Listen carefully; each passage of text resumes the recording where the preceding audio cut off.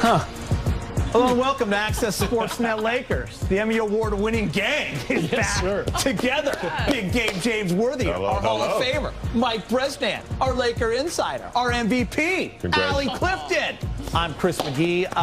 I would say, hey, how's the summer going? Everybody doing well? But you know what? There's no time for small talk. Let's get right into it because big news, NBA draft night, and the Lakers didn't make a pick, but they made the biggest move of the offseason so far, agreeing to trade for Wizards guard and LA native Russell Westbrook. The Wizards will receive Kuzma, KCP, Montrez, and the rights to the number 22 pick, Isaiah Jackson, which has since been dealt to Indiana. The Wizards will also send Lakers 2 future second-round picks. Russell Westbrook is going to be a Los Angeles Laker after all these years. Remember, he played his high school basketball here. He went to UCLA.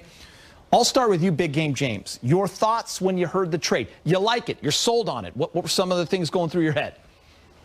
He's a homeboy, and he's back home. And I'm totally sold on it, 100%. To be able to acquire a player like Russell Westbrook at this stage of his career, where he pretty much knows what he wants, what he needs to do, and to land him with LeBron at LeBron's stage of his career, he's a closer. He's a proven closer, a proven guy that comes every night, plays hard. When he gets going, he's not a great three-point shooter, but he puts so much pressure on the defense, and he can pull up for those 15-footers. But I think his leadership, let's say LeBron's out of the game, or I think it's someone that, we can rely on with the ball in his hands. I think it's a great mix. He wants to win a championship. He really wants to win a championship. And I think that's a big deal for him, coming to him. So he's going to do whatever it takes, whatever attitude he needs to have, whatever game he needs to play. I think he and LeBron kind of understand each other. I think it's lethal that we get a player like that.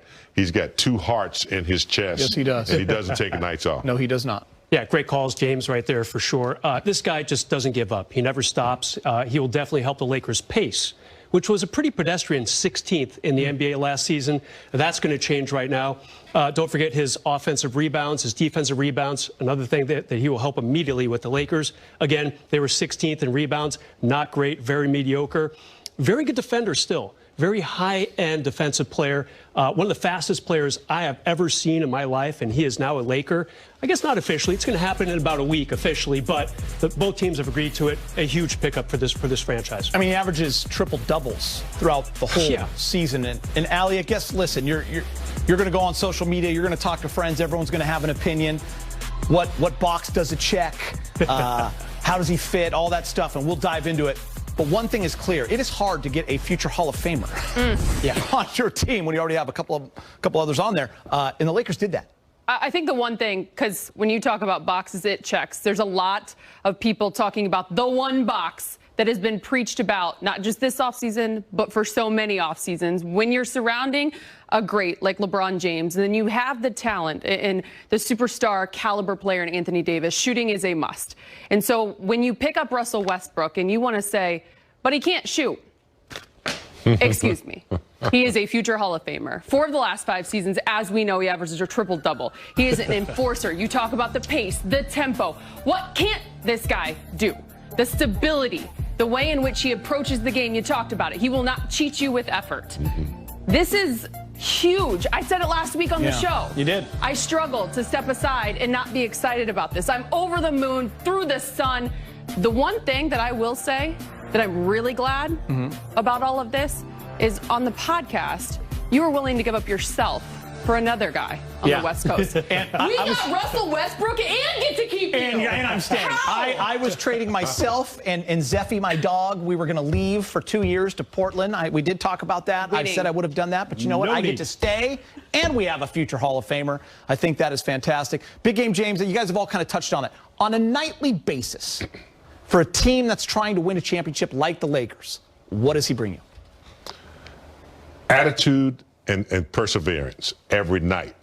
He's not going to give up. He's going to put so much pressure on you that I don't think he makes defenses give up, but I think he just makes them say, damn, I don't know what else to do, because he comes at you so hard every second he's on the play. He's a shot maker. He's a closer. He can finish at the rim. I love his 15-foot range, the way he can back you up and pull up. So I also think he's led. You see what he did with Washington this year?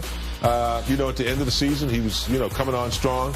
And I just think he's a leader. I think he knows what LeBron wants.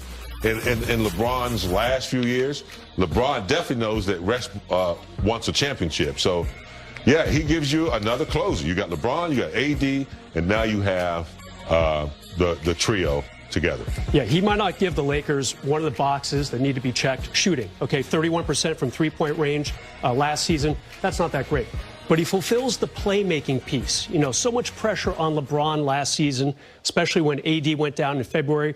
He had to be the guy to make this offense go. Yeah. Now he can cruise a little bit. Now you have a guy like Russell Westbrook, who gets, pretty much a triple-double every game. By the way, just a few months ago, back in May, set the all-time NBA record with his 182nd triple-double, passing Oscar Robertson, and also 11.5 rebounds a game for a point guard. Only 5 guys in the entire NBA had more rebounds than that. That's pretty strong stuff right there. Something James said hit me, and I want to throw it to you because you already kind of touched on what the Lakers get on a nightly basis, and I agree with what both of you said.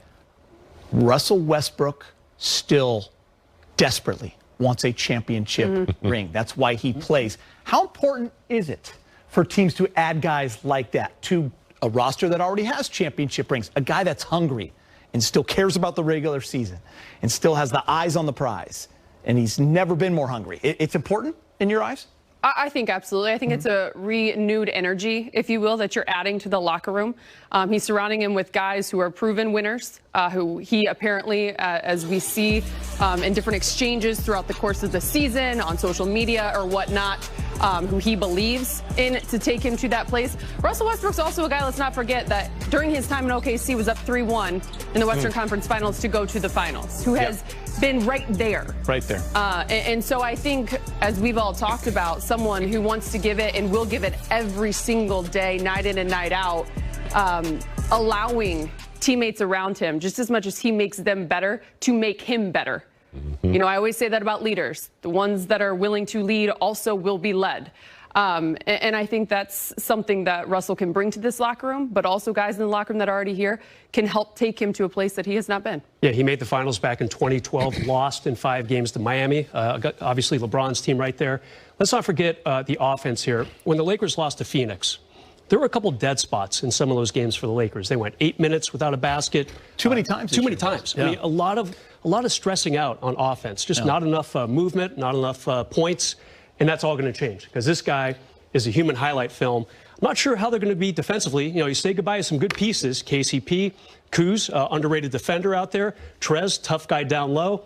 But they're going to score like 140 points every night, and I don't care about the defense right now. You know who loved the droughts the Lakers would go in against the Phoenix Suns? Brian Bergen, our director, the Suns fan that flew to every single game. He didn't mind the droughts. He's chirping in the ear already. Laker fans love the droughts or hated the droughts, and now it's over now. By the way, look at these numbers, James. You always talk about guys, from the old school days, legends of the game. You yourself are one of those legends of the game. We talk about guys that will be in the Hall of Fame. You don't just throw that around lightly.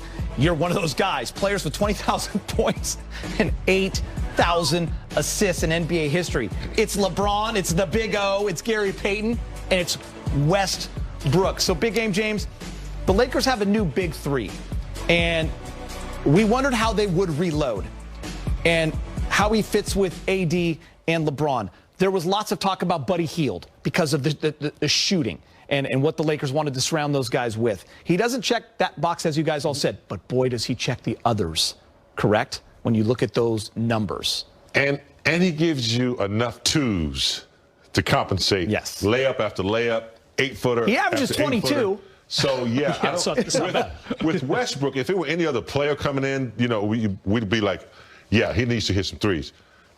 He's streaky, but he gives you so much more in his game, and a lot of it is in the energy department. He just wears you down. But the one thing, too, that I think he's learned from, look, he's played with Durant. You know, he's played with Harden over OKC. He's been around and played with some superstar players. And I think at this stage of his career, he's learned from that.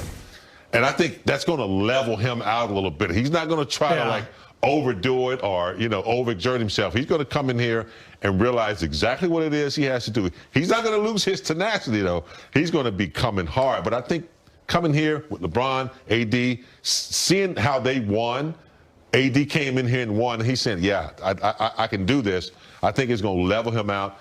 I think it's perfect timing for him. And we've seen how he fits with other superstars. And we were talking before the show about guys that have played with him. Just Bradley Beal recently calling him one of his favorite teammates of all time. So we know he's a team guy. And LeBron and AD are going to get along with him. Allie, you and I've talked about, well, the pieces that are going to fit with that. We kind of want to see what that's going to look like. But when it comes to just AD and LeBron, how does he fit? I think pace and tempo is going to be the biggest key and the biggest attribute that Russ can bring. Every single possession. I think you often heard it last year or a season ago, if you will, that they weren't playing up tempo enough. You know, they weren't out in the open floor really utilizing their strengths as much as they could. This guy provides that for you. I also think this, as much as we want to sit here and say that Russ coming to this team has to adjust, I think that we might see a different version of LeBron James and Anthony Davis. You might see a little bit more of Anthony Davis at the center spot. You might see LeBron James playing the power forward a little bit more because he's got a guy like that he can count on, that he can trust and knows can stabilize the offense. And so I think that's an angle which I don't think a lot of people are thinking about and talking about just yet. But that's where I would like to see it change. Yeah. And Brad's brought up an interesting point earlier. His rebounding, okay? That fast break is going to start as soon as it touches his hands. Rebounding guards. He's not going to be looking to outlet pass anybody. He might take 3 or 4 dribbles, get it going, and then give it up. But I think that with his rebound ability, and he's a guard that understands that guards don't box out, guards don't rebound, and he gets a lot of them on both ends. So when he gets it, their fast break is in gear immediately. So we'll see how that unfolds. Yeah, that's a great point. Brez, before we go to break, why can't this trade be made official? Yeah, great call. It's not going to be made official till August 6th, which is next Friday. A couple of things going on here. Primarily Kuzma. He's still under contract for about $3.5 million. That changes next week. When his extension finally kicks in, he'll be up to $13 million a year. The NBA has very stringent trade rules, very strict. You can't salary dump. You can't trade $40 million for $20 million. You got to be within 80%. Gotcha. So once Kuzma goes from 3.5 to 13, that's a big the deal. Teams are within 80% of the exchange salaries.